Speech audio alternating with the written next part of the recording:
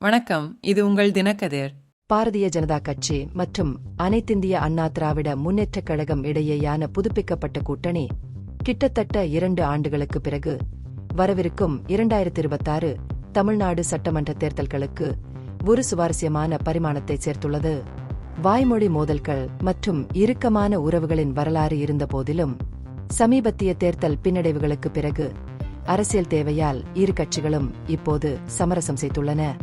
மீண்டும் உயிர் பெற்ற கூட்டணியை பாஜக ஆரம்பகால வெற்றியாக கொண்டாடுவது போல் தோன்றினாலும் அதிமுக மிகவும் எச்சரிக்கையாக தெரிகிறது. இதை ஒரு புதிய அரசியல் அத்தியாயத்தின் தொடக்கமாக கருதுகிறது. இந்த கூட்டணி மாநில அரசியல் வட்டாரங்களில் கேள்விகள் மற்றும் ஊகங்களின் அலையை தூண்டியுள்ளது.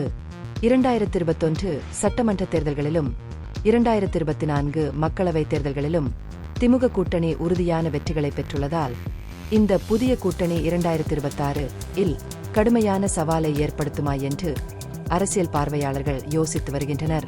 பாஜக கூட்டணி அதிமுகவிற்கு தொடர்ந்து ஒரு பொறுப்பாக இருக்கிறதா என்பது குறித்தும் கணிசமான விவாதம் நடந்து வருகிறது. அதிமுகவில் இருந்து வந்த எதிர்வினைகள் ஒருமனதாக இல்லை.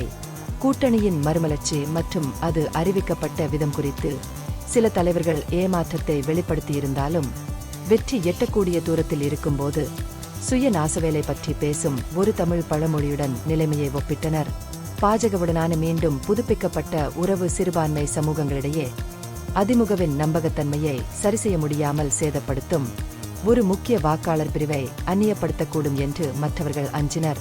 தமிழ்நாட்டின் வடக்கு மற்றும் தெற்கு பகுதிகளை பிரதிநிதித்துவப்படுத்தும் 2 மூத்த அதிமுக தலைவர்கள் கூட்டணி கட்சியின் அடிமட்ட ஊழியர்களை மனச்சோர்வடையச் செய்யலாம் என்று கவலை தெரிவித்தனர். 2026 தேர்தலில் அதிமுக தனித்து போட்டியிட்டிருந்தால் ஆளும் திமுக மீதான பொதுமக்களின் அதிருப்தி அதிகரித்து அவர்களுக்கு ஒரு மேலாதிக்கத்தை அளித்திருக்கும் என்று அவர்கள் நம்புகிறார்கள். கூட்டணி அரசாங்கம் என்ற மத்திய உள்துறை அமைச்சர் அமித்ஷாவின் பரிந்துரை குறித்து தலைவர்கள் குறிப்பாக எச்சரிக்கையாக இருந்தனர். இது அதிமுகவின் அடையாளத்தையும் சுயாட்சியையும் குறைமதிப்பிற்கு உட்படுத்தும் என்று அவர்கள் கருதினர். அதிருப்தியுடன் கூட்டணி பகிரங்கப்படுத்தப்பட்ட விதம் அதிகரித்தது. அறிவிப்பின் போது அதிமுக தலைமையை ஓரங்கட்டியதை கட்சியினர் விமர்சித்தனர். Edappadi K Palaniswami, KP Munusamy, S. Velumani போன்றவர்கள் ஷா மைய நிலைக்கு வந்தபோது அமைதியாக இருந்தனர். தமிழகத்தில் தேசிய ஜனநாயக கூட்டணியின் முகமாக அதிமுக இந்த அறிவிப்பை வழிநடத்தியிருக்க வேண்டும் என்று ஒரு நிர்வாகி கூறினார். 2023 ஆண்டில் பாஜகவுடனான உறவுகள் துண்டிக்கப்பட்ட போது கட்சித் தொண்டர்கள் உற்சாகமாக கொண்டாடியதை மற்றொருவர் நினைவு கூர்ந்தார். இது உணர்வுகளில் ஏற்பட்ட வியத்தகு மாற்றத்தையும் முன்னால் உள்ள சிக்கலான பாதையையும் எடுத்துக்காட்டுகிறது.